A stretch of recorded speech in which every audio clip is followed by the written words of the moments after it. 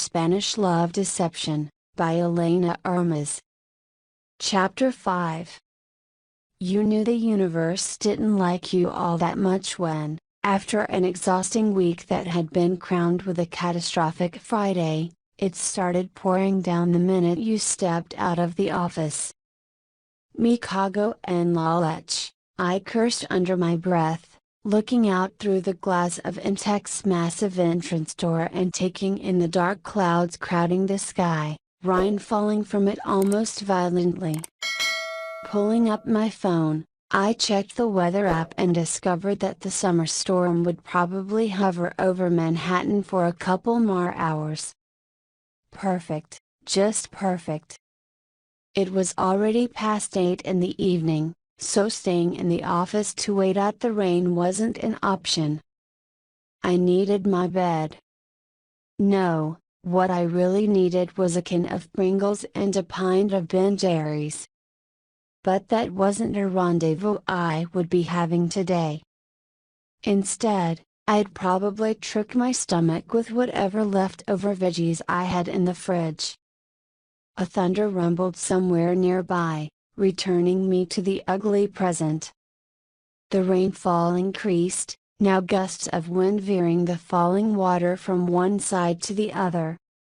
Still in the safety of Intech's entrance hall, I extracted from my bag the light cardigan I wore in the chilly building and covered my head with it in hopes that it would somehow act as a barrier between the rain and me. Thankfully, the bag I had grabbed that morning, even if not the prettiest, was waterproof. Looking down at my beautiful and brand new suede loafers, which, contrary to my bag, were gorgeous and unfortunately not resistant to water, I took in their pristine state one last time. Farewell $300 shoes, I told them with a sigh. And with that, I pushed the glass door and stepped out into the dark and wet evening as I held my cardigan over my head. It took me about 5 seconds under the rain to know that by the time I got to the sea line, I'd be completely and absolutely drenched. Fantastic, I thought as I speed walked under the unforgiving downpour. I only have a 45-minute commute to the part of Brooklyn I live in anyway. Time I'd spend soaked to my bones. As I turned the corner of the building, another thunder roared somewhere above me, the rainfall increasing and turning my pace slower and clumsier, while more water fell heavily on top of my useless cardigan umbrella. A gust of wind stuck half my hair to my cheek with a wet smack. Trying to get the wet locks out of my face with my elbow, I kept hopping around, realizing quickly how bad of an idea that was. My right foot slipped on a puddle, sliding forward, as my other leg remained rooted to the sidewalk. My hands, still holding the cardigan, whirled in the air as I fought to keep my balance. Please, please, please, please, universe. My eyes closed, not wanting to bear witness to my own fate. Please, universe, don't let this horrible week end this way. My foot drifted one more inch as I held my breath before coming to a miraculous stop. I opened my eyes. My legs were close to doing a split, but I was still standing. Before I could fully straighten and resume my way under the rain, I noticed a car pulling up a short distance in front of me. I knew someone who owned a vehicle in the same midnight blue. Keep walking, Catalina, I told myself as I restarted my graceless hopping. Out of the corner of my eye, I watched the passenger window roll down. Without moving any closer to the vehicle I strongly suspected belonged to someone I was in no mood to interact with, I turned my body and zeroed in on the driver's outline as I still held the stupid and wet piece of garment above me. God freaking damn it. Aaron was sitting inside. His body was leaning toward the co-pilot's door, and while I could see his lips moving, I couldn't make out what he was saying with the noise of the traffic, the wind, and the rain hitting the pavement with the characteristic force of a storm. "What?" I shouted in his direction, not moving an inch. Aaron waved his hand, probably indicating that I come closer. I stood there, squinting my eyes at him, wet as a drowned rat. He aggressively waved his pointer at me. "Oh, hell number." I watched his scowl take over his expression as he mouthed a couple of words that looked a lot like impossible and stubborn. "I can't hear you." I howled over the rain, still rooted to the spot. His lips moved around what I assumed was something like "for fuck's sake." Unless he was telling me how much he wanted a milkshake. Which, judging by his scowl, I would not put any money on. Rolling my eyes, I stepped closer. Very slowly. Almost ridiculously so, just so I wouldn't slip and slide across the sidewalk again. Not in front of him of all people in New York City. "Get in the car, Catalina." I heard Aaron's exasperation clinging to his voice, even over the furious and relentless rain. Just like I had suspected, he hadn't wanted a milkshake. "Catalina," he said as that blue gaze fell back on me, "get in." "It's Lena." After close to 2 years of him exclusively using my full name, I knew correcting him was of no use. But I was frustrated. Irritated. Tired. Soaked too. And I hated my full name. Pape tilde inverted exclamation mark A being the history nerd he was had named both his daughters after two distinguished Spanish monarchs, Isabel and Catalina. My name being the one that never came back and trend in my country. "And what for?" His lips parted in disbelief. "What for?" He repeated my words. Then, he shook his head as he exhaled through his nose. "For an improvised trip to Disneyland." What would it be otherwise? For a long moment, I looked inside Aaron Blackford's car with what I knew was an expression of genuine confusion. Catalina, I watched his face go from exasperation to something that bordered resignation. "I am driving you home." Yeah, he stretched his arm and opened the door closest to me, as if it were a done deal before you catch pneumonia or almost break your neck. Again. Again. That last part he had added very slowly. Blood rushed to my cheeks. "Oh, thank you," I grinned through my teeth. I tried to push down how embarrassed I was and plastered a fake smile on my face. But there's no need.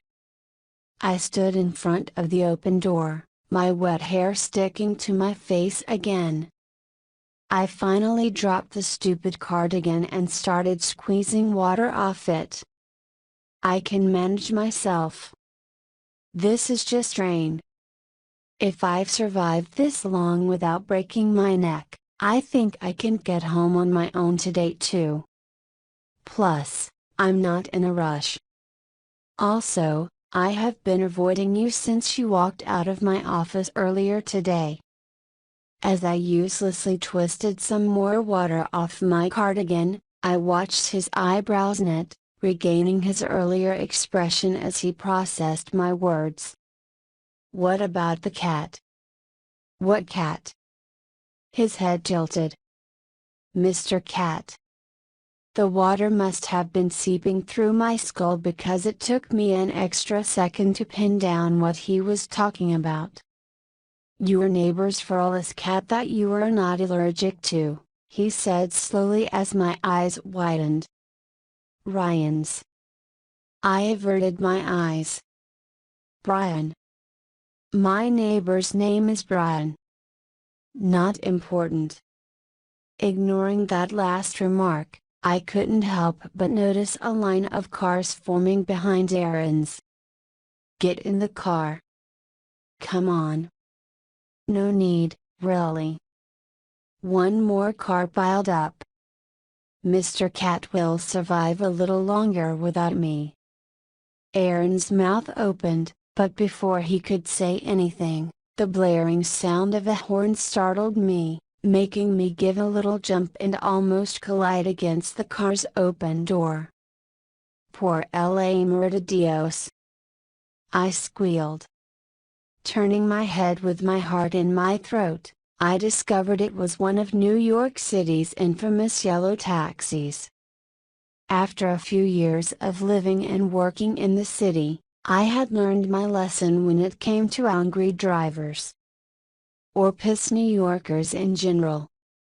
They let you know how they felt exactly when they felt it.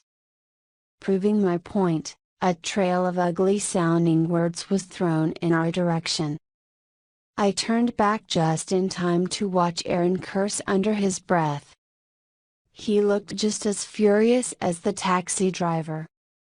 Another nerve-wracking honking noisy this time much longer blared in my ears, making me jump again. Catalina, now! Aaron's tone was severe. I blinked at him for a second too long, a little dazed by everything going on around me. Please.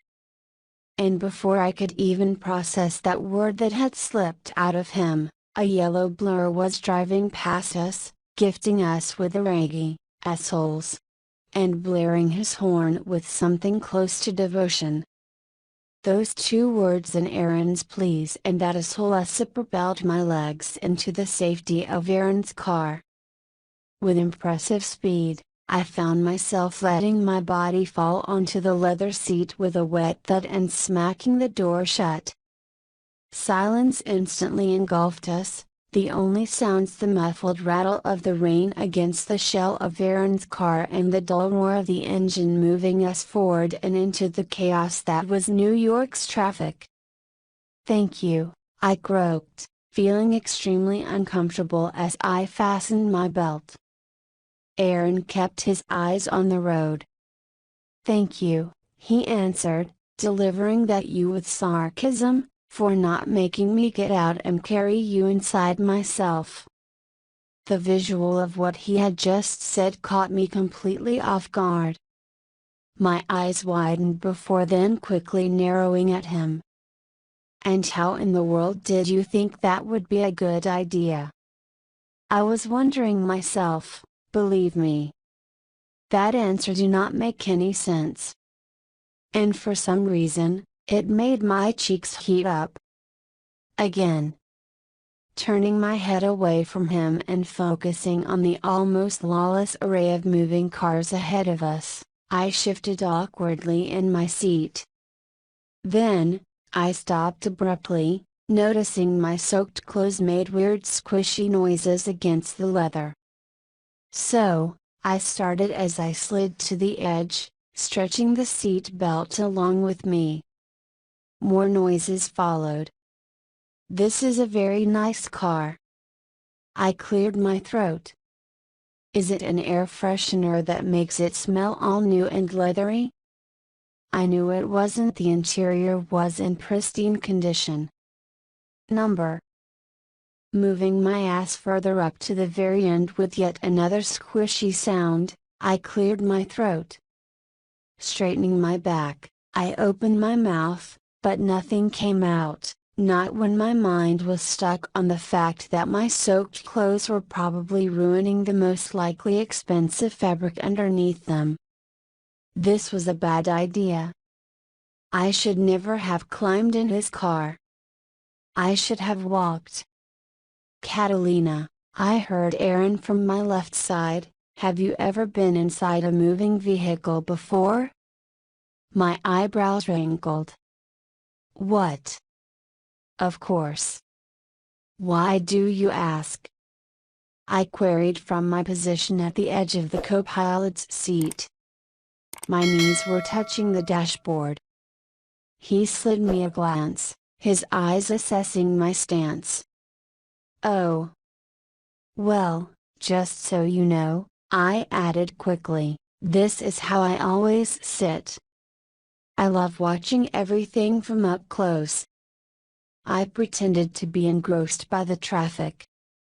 I love rush hour. It's so we came to a sudden halt, and my head and whole body were pushed forward. So much that my eyes closed on instinct. I could already taste the flavor of the PVC that covered the refined lines of the dashboard. The elegant details in the wood too. Although it never did. Something stopped me midway. "Jesus," I heard being muttered. One eye opened, taking in the delivery truck crossed in front of us. Then, my other eye popped open, too, and my gaze slid down, finding the explanation as to why my face wasn't tattooed on the polished surface of Aaron's dashboard. A hand. A big one, all 5 fingers splayed across my collarbone and a broken bar chest. Before I could blink, I was being pushed back, an array of squeaks accompanying the motion.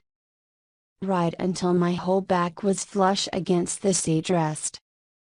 "Stay right there," came the order from my left as his fingers heated my skin across my drenched blouse. "If you are worried about the seat, it's just water. It will dry off." Aaron's words weren't reassuring. They couldn't be when he sounded just as angry as a few minutes ago. If not a little more. He retrieved his hand, the movement brisk and stiff. I swallowed, grabbing onto the seat belt that now rested where his palm had been. "I don't want to ruin it." "You won't." "Okay," I said, stealing a quick glance at him. His gaze was on the road, shooting daggers at whoever had been responsible for that little mishap. "Thanks." Then, we were moving again. The car was filled with silence while Aaron's attention remained on his task and mine took the chance to scatter. I surprised myself, thinking of Rosie's words. "I don't think Aaron is all that bad," she had said earlier today. But why had that thought waited to seep in until right now? To sound so loud and clear in my head? It wasn't like Mr. Sunshine here was being any nicer than he usually was. Although he had sort of just saved me from the rain. And a good blow to the head. Silently sighing, I cursed myself for what I was about to do. "Thank you for printing out those papers for me, by the way," I said quietly, fighting the impulse to take it back immediately. But I didn't. I could be diplomatic. At least, right now. "It was very nice of you, Aaron." That last part had me wincing, the admission feeling funny on my tongue. I turned to look at him, taking in his hard profile. I watched the tight line of his jaw relax a little. "You are welcome, Catalina." He kept his gaze on the road. "Whoa. Look at us." That was a broken bar, very civil. Before I could delve any more into that, a shiver crawled all the way down my back, making me shudder. I hugged my middle in hopes of getting warmer inside the wet clusterfuck that was my clothing. Aaron's hand shot to the console, changing the temperature setting and switching on the heating of my seat. I immediately felt the pleasant hot air brushing my ankles and arms, my legs growing gradually warmer. "Better?" "Much. Thank you." I faced him with a small smile. His head turned, and he searched my face with a skeptical expression. It was almost as if he were waiting for me to add something. I rolled my eyes. Don't let all these thank yous get to your head, Blackford. I wouldn't dare. He lifted one of his hands from the wheel. And I swore there was a hint of humor in his voice. Just wondering if I should enjoy it or if I should ask if you are okay.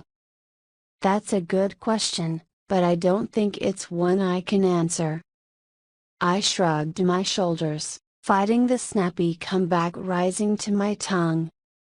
I sighed. Honestly, I am soaked to my bones, and I'm hungry and tired. So, I'd enjoy it if I were you. That bad of a day? That tiny pinch of humor was gone. Sensing the start of another shudder, I burrowed myself in the heated fabric of the seat. More like a bad week. Aaron hummed in response.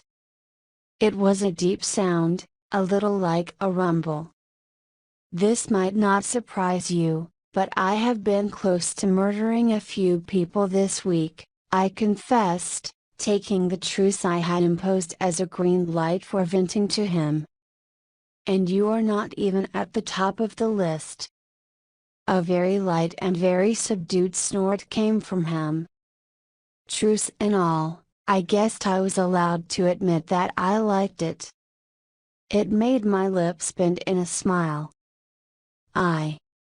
He trailed off, considering something. I don't know how to take that either. Should I be offended or grateful? You can be both, Blackford. Plus, there's time until the day is over. You can still claim your rightful place as the number one person who awakens my most murderous side. We stopped at a light. Aaron's head turned slowly, and I was caught off guard by how light his expression was. His ocean eyes were clear and his face more relaxed than I'd ever seen it. We stared at each other for 2 or 3 long seconds. Another shiver curled at the nape of my neck. I blamed the wet clothes. Without missing a beat and as if he had eyes on the side of his head, he turned to the road as the light changed to green. I'll need directions from this point on. Puzzled by the implications of his request, my head spun in the other direction. I took in the layout of the wide avenue we were driving through. Oh, I murmured. We're in Brooklyn. I had been so broken bar distracted that I had forgotten about telling Aaron where I lived. Although he wasn't too off track. Or at all. You live in this part of the city, right? North Central Brooklyn? Yeah, I blurted. Bed-Stuy. I confirmed with a nod of my head. I just say broken bar. How did you know? You complain. What? I blinked at his explanation. He continued, this way okay, or should I turn?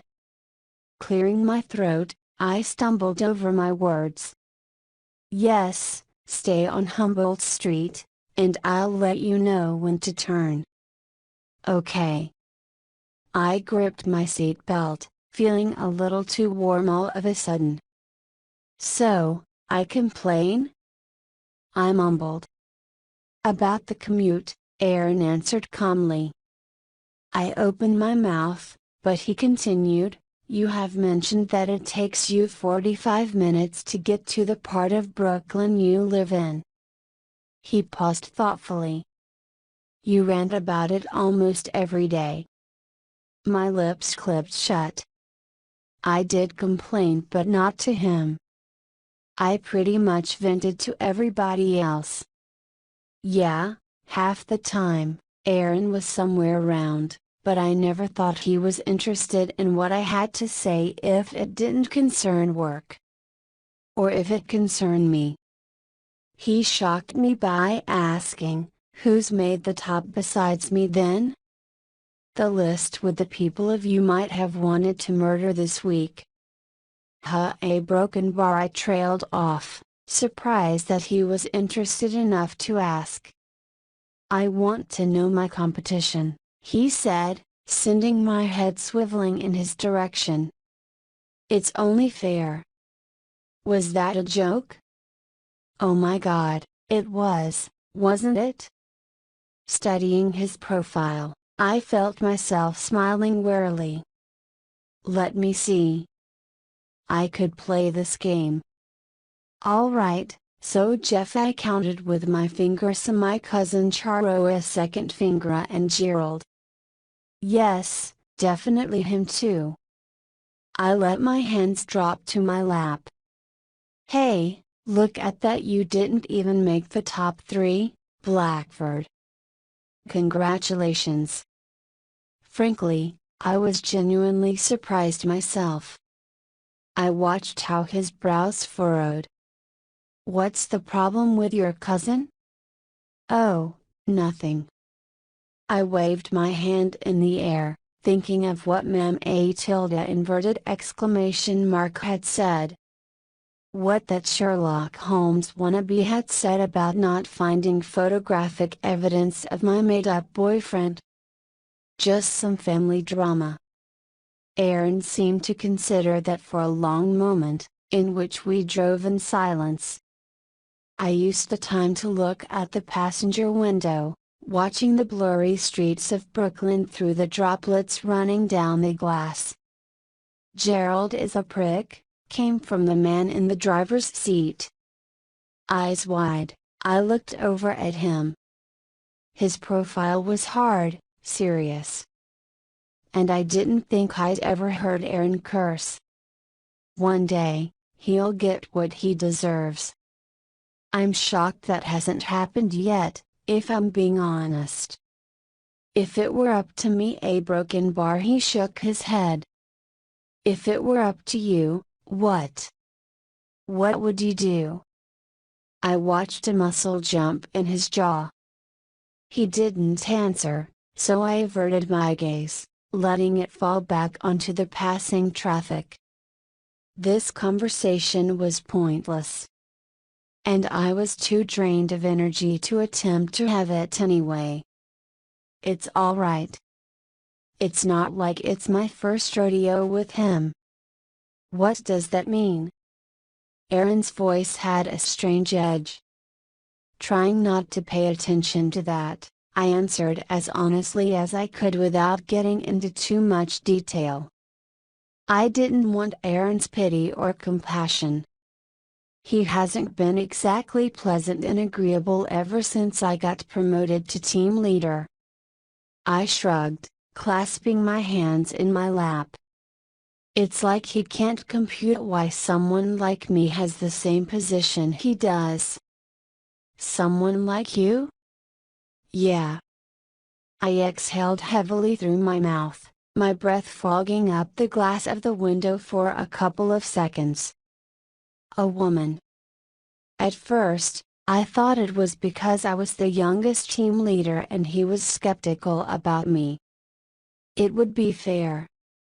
Then, it also crossed my mind that he might have an issue with me being a foreigner.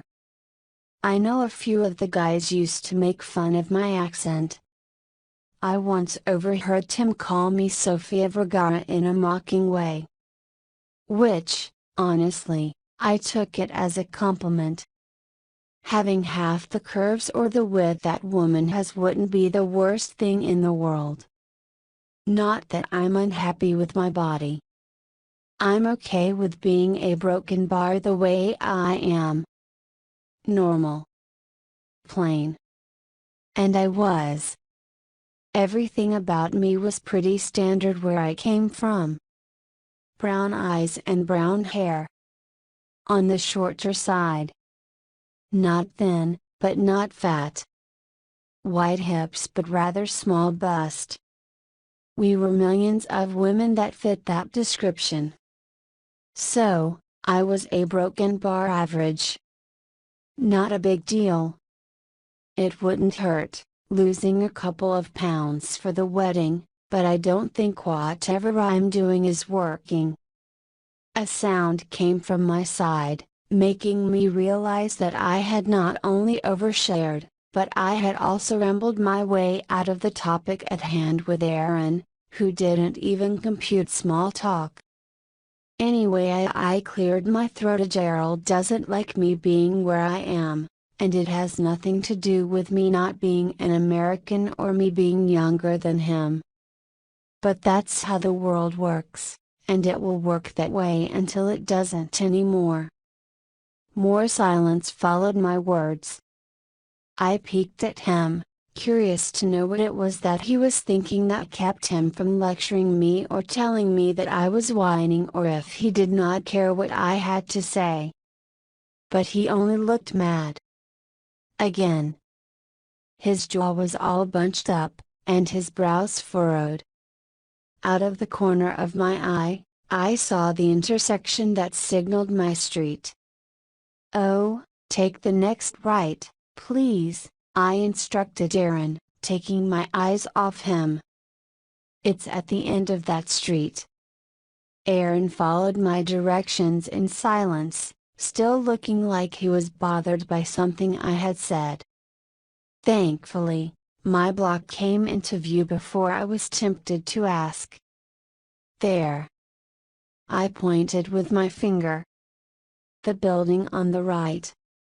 The one with the dark red front door." Aaron pulled up and stationed the car on a free spot that had somehow been magically waiting right in front of my door.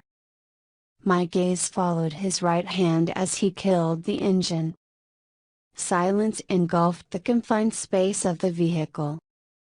Swallowing hard, I looked around. I tried to focus on the characteristics of the brownstones of this borough of Brooklyn, the few trees scattered along the street, the pizzeria on the corner where I usually picked up dinner when I was feeling lazy. Or just hungry. I focused on everything, except the way in which the silence pressed on me, the more I waited inside the car. Fumbling with my seat belt and feeling the tops of my ears heat for no reason, I opened my mouth. "All right, I'm going to. Have you thought about my offer?" Aaron said. My fingers froze on my seat belt. My head lifted very slowly until I was facing him. For the first time since I had placed my drenched hat inside, I let myself really look at Aaron. Study all of him. His profile was lit by the dim glow coming from the few lamps perched on my street. The storm had somehow died, but the sky was still dark and angry, as if this were just a short pause and the worst was yet to come. We found ourselves pretty much in the dark, so I couldn't be sure if his eyes were the deep shade of blue that usually told me he was serious and all buzziness, which I hoped wasn't the casi, or that lighter blue that preceded a battle. The only thing I could notice was how his shoulders seemed tense. A little wider than usual. They almost dwarfed the otherwise spacious interior of the car. Hell, looking at him now, his whole body seemed to do exactly that. Even the distance between his seat and the steering wheel was overly wide to accommodate his long legs. So much that I bet a person could easily fit in there. By the time I found myself wondering what he would say if I jumped on his lap to test my theory, Aaron cleared his throat. "Probably twice. Catalina." He drew my attention back to his face. "Do you broken bar?" I trailed off, a little shaken by the fact that my mind had taken me to Aaron's lap. "I am ridiculous. Do you want to pee or something?" Aaron frowned and rearranged his body in his seat, angling it toward me. "Number?" He looked at me weirdly. I'll probably regret asking this, but why do you think I want to? You are parked in my street. In front of my building. I thought maybe you needed to use the bathroom. And I hoped it wouldn't be number 2, honestly. I watched his chest inflate with a deep breath and then release all the air out. No, I don't need to use the bathroom. His gaze studied me, as if he couldn't figure out why I was there, inside his car. And in the meantime, I wondered exactly the same thing. My fingers finally made work of the seat belt, snapping it free as I felt his eyes boring holes into my side. So, what's your answer? My whole body froze. My answer? To my offer. Have you thought about it? And please damn it, that word again, stop pretending you don't remember.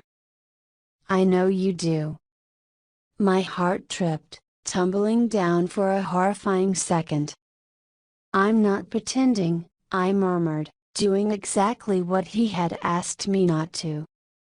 But in my defense, I needed to win some time to figure this out. How to a broken bar deal with the situation. And more importantly, to figure out why. Why was he offering? Why was he insisting? Why was he going through the hassle? Why did he think he could be the one to help me? Why did he sound like he meant it? Why? Just why? Expecting a sarcastic comment, or a roll of his blue eyes at me playing dumb, or even him to retract his words because I was being difficult on purpose, and he never had patience for that, I braced myself. But of all the things I expected him to go with, he went with the only one I wasn't ready for. A defeated sigh left his lips. I blinked. Your sister's wedding. I'll be your date, Aaron said. As if he'd be willing to repeat himself as much as he possibly could as long as I gave him an answer. Or as if he were offering something simple. Something that would obtain a straightforward answer that didn't require much consideration. Something like, would you like dessert, Lena? Why, yes, of course. I'll have the cheesecake, thank you. But Aaron's offer was everything but simple and as far away from cheesecake as one could get. Your own I shot him a look. You can't be serious. What makes you think I'm not? How about everything? Well, for one, you are you. And I am me. This is us, Aaron. You just can't be, I repeated. Because he couldn't be. I'm perfectly serious, Catalina. I blinked. Again. Then, I laughed bitterly. Is this a joke, Blackford? I know you struggle with that, and let me tell you, you shouldn't go around, making jokes without a real feel of what's funny and what's not. So, I'm going to help you here, I looked at him straight in the eye. This is not funny, Aaron. He frowned. Not joking. I kept staring at him for a long moment. Nope. Number. He couldn't not be joking. He couldn't be serious either. Bringing my hands to my tangled and wet hair, I shoved it back a little too briskly. I was ready to get out of here. And yet, I remained rooted to the place. Did you come up with any other options? A better option than me? Both his questions hit the mark I assumed he'd aimed at because I felt my shoulders fall in defeat. Do you even have any other options? No, I did not. And the fact that he was being so blunt about it didn't feel all that great either. My cheeks heated, and I remained silent. "I'm going to take that as a no," he said. "You have no one." And that felt a little like a kick to the stomach. I tried really hard to keep the hurt off my face. Yeah, I did. Because I didn't want Aaron Blackford to get a glimpse of how pathetic and silly his words had made me feel. How lonely I must be when my only option was a colleague who didn't even like me all that much in the first place. But he wasn't wrong. And as much as it hurt to admit it, at the end of the day, I had no one else. Just Aaron Blackford. He and only he completed my list of options. In a world where I'd consider taking him to Spain as my made-up boyfriend, that was. Unless, oh my God. Holy shit. Did he notice? I understand what happened back in my office? That I accidentally told my mother that my boyfriend's name was Aaron? Number. I shook my head. No way. Impossible. "I don't understand why you are doing this," I told him with what I was sure was the most sincerity I had ever spoken to him. He sighed, the air leaving his body almost softly. "And I don't understand why it's so hard to believe that I would." A bitter chuckle left my lips. "So we don't like each other. And it's okay because we couldn't be any more a broken bar different. Incompatible. And if we barely manage to share a space for more than a handful of minutes without bickering or wanting to bite each other's heads off, why in the world would you believe this was a good idea? We can get along just fine." I bit back another laugh. "Okay, that was actually funny. Good job, Blackford." "Not joking." He scowled. "And I am your only option," he shot back. Molded a C. He was still right about that. My back leaned against the closed passenger door as he continued delivering blows. "Do you want to attend that wedding alone? Because I'm the one who can fix that." Ugh, he truly believed I was that desperate and resourceless. "Yes," a voice said in my head. "Because you are both those things." I shook my head, desperation inflating inside my chest and pushing me to consider this crazy alternative that involved him. "Okay," I said very slowly. "Let's say I entertain this ridiculous idea. If I accept your offer and let you do this, what's in it for you?" I crossed my arms, noticing how my still wet clothes were sticking to my skin. "I know you, and I know you don't do stuff just for the sake of it. You must have motivation.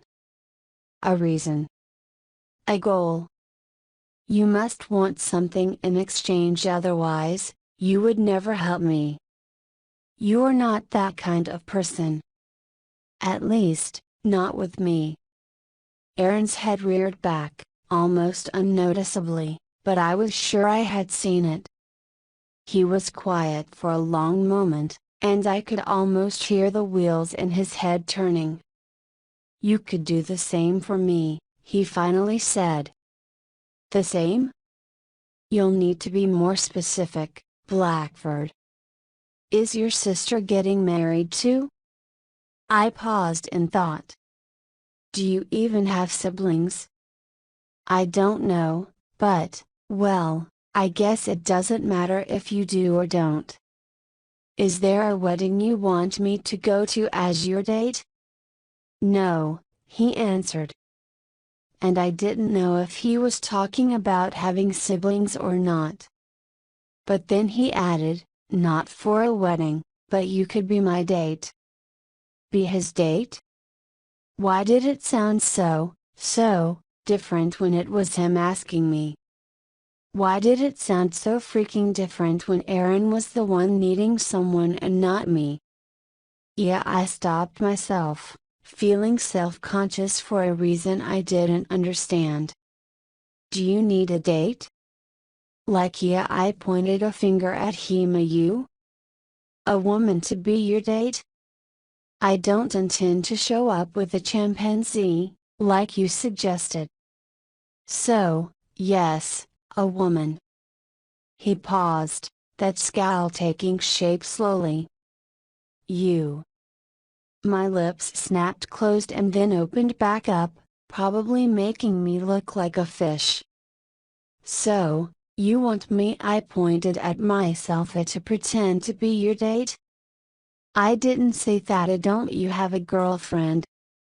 I interrupted him, the question bursting out of me. No, I don't. I watched his eyes close for a heartbeat, his head shaking once. Not even a casual someone you're seeing? He gave me another shake. A fling? He sighed. Number? Let me guess. No time for that? I regretted it as soon as it had left my lips. But frankly, I was curious. So, perhaps, if he answered, I wouldn't regret the question completely. His shoulders shrugged lightly, his back relaxing slightly. Just as if he had accepted that he'd have to give me an answer or I'd press for one. I have time, Catalina. Plenty of time, in fact. Even in the darkness of the car, I saw those ocean blue eyes of his pin me down with an honesty I hadn't been prepared for. I'm simply saving it for someone who's worth it. Well, that was incredibly smug. Sort of conceited too. And shockingly, kind of, sexy. Whoa. I shook my head. Nope. The only S-word Aaron Blackford could ever be thought of was, sarcastic. Scornful. Secretive. Stoic. Maybe even sour. But not sexy. Nope. Is that why you don't have a date already? I managed to ask him next, feeling the need to sound indifferent and cold. Because your standards are as high as the sky? Aaron didn't miss a beat. Is that why you have no one to take to that wedding? I wished that were the reason instead of plain stupidity and being a compulsive liar with no instinct of self-preservation. It's complicated. I have reasons. I let my hands drop in my lap, keeping my eyes on the section of the console in front of me. Whoever claims to act without having a reason pushing them to do so is lying. So, what's pushing you to do this? I asked him with my eyes still on the dark and smooth material that adorned the interior of the car. What pushed you to ask me, out of all people, to pretend to be your date? It's a long story. Even if I wasn't looking at him, I heard his exhale. It sounded as tired as I felt. It's a social commitment. I can't promise you it will be fun, but it's for a good cause. He paused for a moment, in which I didn't speak and I limited myself to take in the scarce details he had given me. I'll tell you everything if you accept, of course. My head shot in his direction, and I found Aaron's blue eyes already on me.